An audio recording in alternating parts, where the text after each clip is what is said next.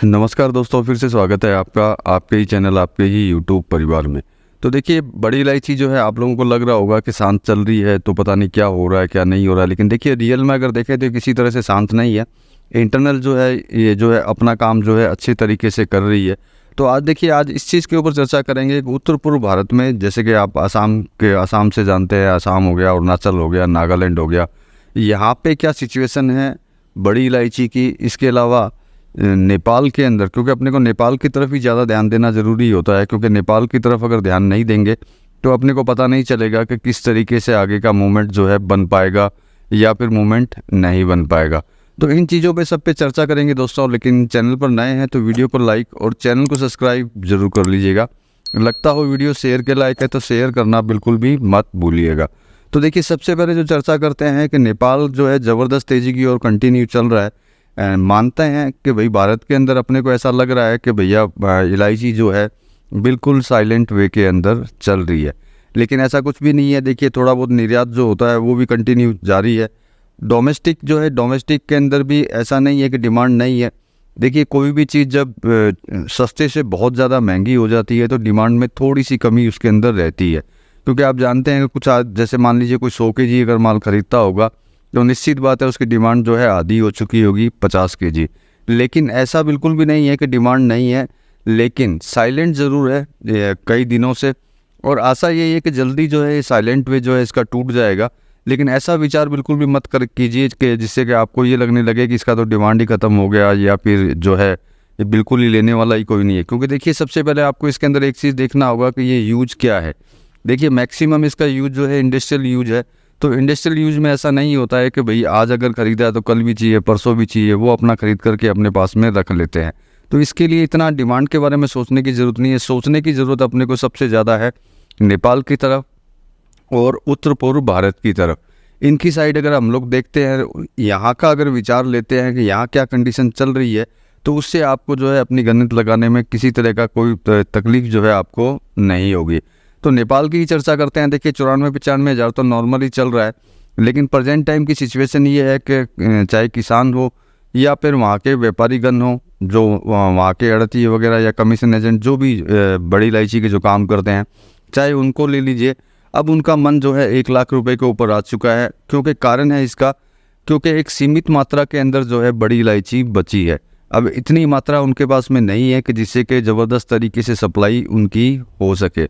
ज़बरदस्त सप्लाई के लिए उनके पास इतना माल बिल्कुल भी नहीं है जिससे कि वो बाज़ारों के अंदर ज़बरदस्त तरीके से माल भेजें। ये मैंने पहले भी कई वीडियो में आपको बताया कि अगर आपको 100 बैग चाहिए तो 30 बैग तक मैं हमेशा बोलता था कि 100 बैग चाहिए तो 30-40 बैग मिल जाएंगे। आज की अगर कंडीशन देखते हैं तो आप अगर 100 बैग लेने जाएंगे तो शायद मुश्किल से 10 बैग ही आपको मिल पाएंगे। इसका भी कारण है, बहुत बड़ा कारण है इसका, कि भाई मेरे पास माल कम बचा है और मुझे सभी तरह की तेज़ी जो है मुझे देखनी है और सभी तरह की तेज़ी जो है मुझे लेनी है। जब मुझे सभी तरह की तेज़ी लेनी होगी तो मैं थोड़ा ही माल बेचूंगा, ज़्यादा माल नहीं बेचूंगा। तो इसी कारण से जो है वहाँ की जो क्वांटिटी जो है, क्वांटिटी तो ऑलरेडी कम ही है, देने की क्वांटिटी भी उन्होंने कम कर दी है और कम करते हुए जा रहे हैं। तो देखिए, इन चीज़ों को अगर देखते हैं तो आगे किसी तरह की कोई प्रॉब्लम जो है इसमें नज़र नहीं आती है। अब रही फसल की बात, जो आज भी जो है लोग पूछते हैं कि फसल की क्या कंडीशन है, तो देखिए फसल की कंडीशन जैसी थी वैसी है। फसल में ऐसा नहीं है कि बहुत ज़्यादा माल जो है आने वाले समय के अंदर अपने को देखने को मिलेगा।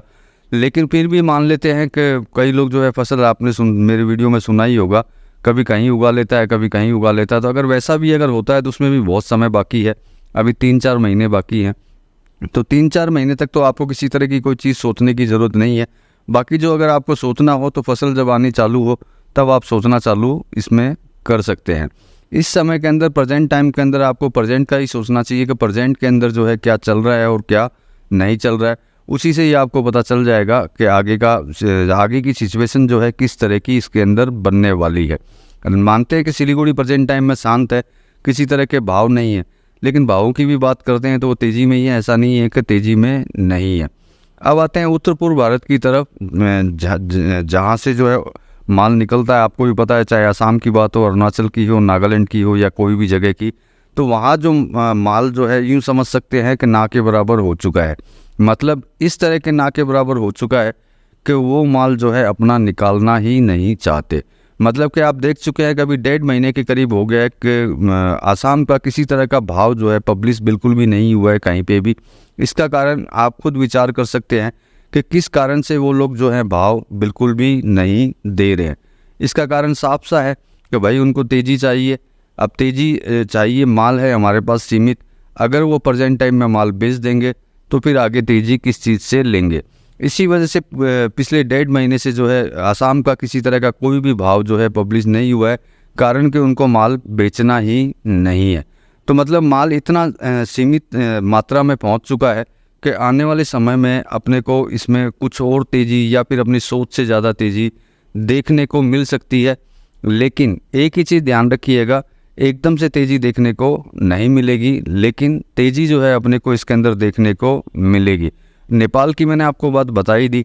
ऊपर से कालिम्पोंग की अगर बात करते हैं, जो मैंने आपको बताया कि कालिम्पोंग जो है वेस्ट बंगाल के अंदर ही है, दार्जिलिंग जैसे हो गया वैसे कालिम्पोंग हो गया, सिक्किम टच की जगह है। वहाँ के माल की भी अगर बात करते हैं तो वहाँ पे भी जीरो के बराबर है। यूँ समझ लीजिए कि नाम मात्र ही माल वहाँ से निकलेगा। तो चारों साइड से अगर हम लोग बात करते हैं किसी भी साइड के अंदर, चाहे उत्तर पूर्व भारत हो, नेपाल हो या बंगाल की कुछ जगह, जहाँ से बड़ी इलायची आप लोगों तक पहुँचती है, कहीं पे भी ऐसा कुछ भी नहीं दिखाई दे रहा है वहाँ से कि जहाँ से कि अपने को ये लगे कोई ज़बरदस्त फसल आगे आएगी। तो देखिए, जब ज़बरदस्त फसल आएगी नहीं, जो मैंने कुछ देर पहले बोला, हो सकता है कुछ लोग लगा लें फसल सेकंडों के अंदर, चाहे वो व्हाट्सएप पर लगाए या कहीं और लगाए, तो उसके लिए भी समय बाकी है और माल आने में भी समय बाकी है। तो प्रेजेंट टाइम में मेरे हिसाब से आपको किसी तरह से घबराने की आपको बिल्कुल भी ज़रूरत नहीं है कि जिससे कि आप घबरा जाएं, घबरा करके आप अपना कोई निर्णय जो है गलत ले लें। मैं आप तक इन्फॉर्मेशन पहुंचाने का मेरा सबसे बड़ा कारण यही होता है, और बीच बीच में कंटिन्यू जो मैं आपको बताता हूं हर चीज़ के बारे में, उसका कारण यही होता है कि आपको हर चीज़ का याद आपको आता रहे कि रियल में आगे चल क्या रहा है। क्योंकि जब मार्केट जो है साइलेंट होते हैं तो आपके दिमागों में कोई ना कोई चीज़ आने लग जाती है, और शायद मुझे पता है वीडियो भी आप भूल जाते हैं और वो बातें भी शायद भूल जाते होंगे। इसीलिए मैं बार बार हर चीज़ आपको याद दिलाता हूँ। अब नागालैंड की बात करते हैं। आपको पता होगा कि नागालैंड से भी बहुत अच्छा माल आता है।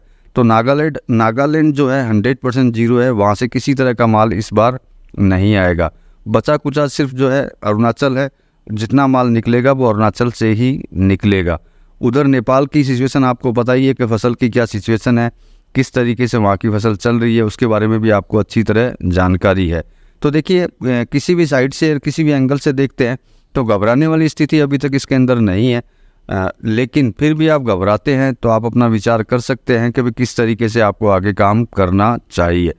और आपको अगर फिर भी समझ में नहीं आता है कि आपको क्या करना चाहिए, तो आप मेरे से जुड़ सकते हैं।